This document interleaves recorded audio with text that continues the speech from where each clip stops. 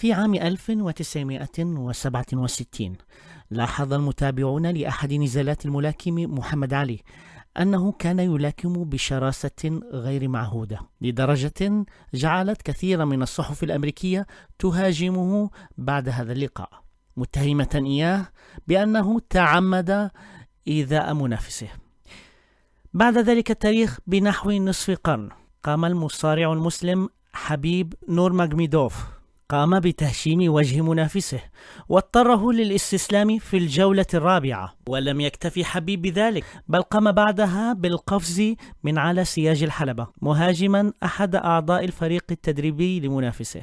ولكن العجيب في هذا الأمر أن كلا من محمد علي وحبيب نورماجوميدوف معروف عنهما بأنهما من أكثر الرياضيين الذين يتحلون بالأدب والروح الرياضية مع منافسيهم.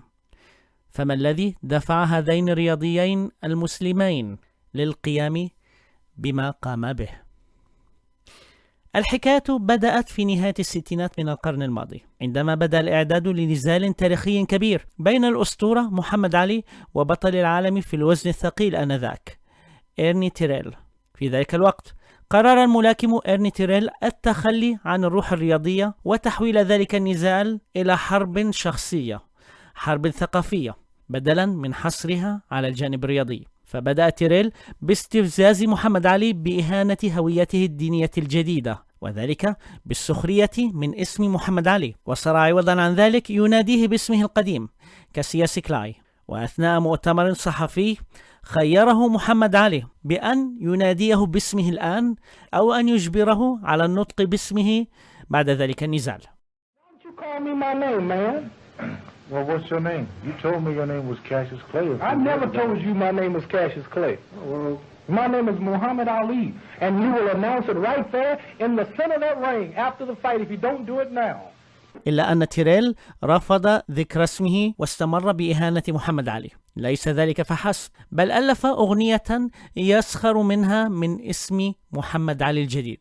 حتى حانت ساعة اللقاء 6 فبراير من عام 1967، فانهالت اللكمات من قبضة محمد علي على وجه إيرني تيريل، وصار محمد علي بعد كل لكمة يواجهها على وجهه يسأله سؤالا واحدا: What's my name؟ ما هو اسمي؟ He was sort of egging them on. What's my name? Because he kept calling him Cassius, Cassius, Cassius. To the press, to the media, and everybody else. And he'd go, what's my name? Pop! What's my name? Pop! You know, he'd be nailing the guy behind وبعد سيل من اللكمات انتهى هذا اللقاء بانتصار الأسطورة محمد علي وانتزاعه لقب بطولة العالم. وبعد اللقاء قال محمد علي أنه لا يحمل عداوة لخصمه، ولكن خصمه تعمد إهانته في دينه، وأن الدين بالنسبة لمحمد علي ليس مجالا للمزاح. بعد ذلك ب51 عاما تكررت مثل هذه الحادثة، هذه المرة ليس على حلبة الملاكمة وإنما على حلبة المصارعة، وذلك بين نزال جرى بين المصارع حبيب نورماجوميدوف ومنافسه الأيرلندي كونور ماكريغور.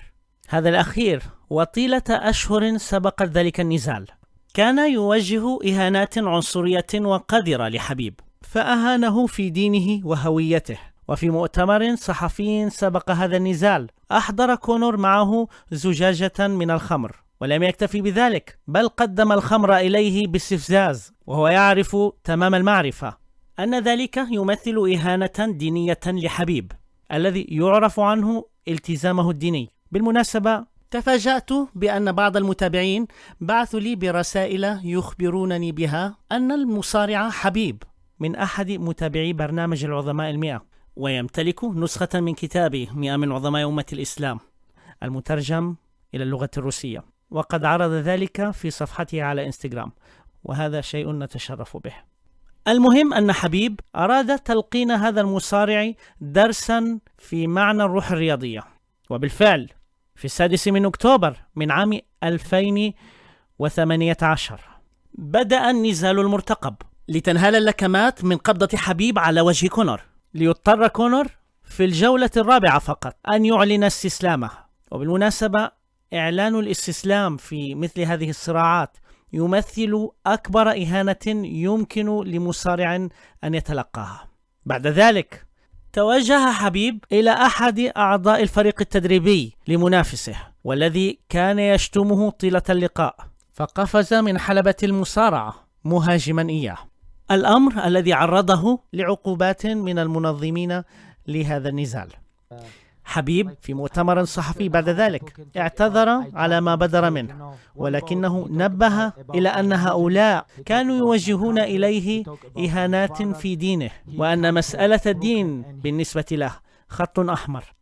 الشاهد من هاتين القصتين ليس مسألة الفوز أو الخسارة في لقاء رياضي، وإنما أردت فقط أن أبين أن بعض العنصريين ومرضى القلوب يحاولون إهانة المسلمين دون أدنى سبب، حتى في مجال الرياضة الذي يفترض به أن يكون مجالا للتبادل الثقافي والحضاري. هؤلاء لا يفهمون معنى الاحترام، وإنما ينتزع الاحترام منهم انتزاعا رغما عن أنوفهم، وذلك عن طريق احترام الإنسان المسلم لذاته ومعتقداته التي يؤمن بها. أما من فقد احترامه لنفسه وتخلى عن هويته فلن يجد أحدا في الدنيا يقدم له هذا الاحترام. ولهذا السبب لا يزال العالم بأسره يتذكر اسم محمد علي بكل احترام وتقدير، فقد كان هذا الملاكم الأمريكي المسلم يحترم ذاته وهويته لدرجة أنه رفض أن يوضع اسمه على أرضية النجوم في هوليوود كباقي الأسماء الموجودة هناك، وقال أن اسم محمد اسم مقدس ولا ينبغي له أن يوضع على الأرض كباقي الأسماء. لذلك قام المسؤولون على هذا الطريق بعمل استثناء وحيد لهذا النجم، بأن ناقشوا اسم محمد علي على جدار الطريق بدلا من أرضيته. رحم الله محمد علي، ووفق حبيب وغيره من الرياضيين المسلمين الذين يعتزون بهويتهم لكل خير. السلام عليكم ورحمة الله وبركاته.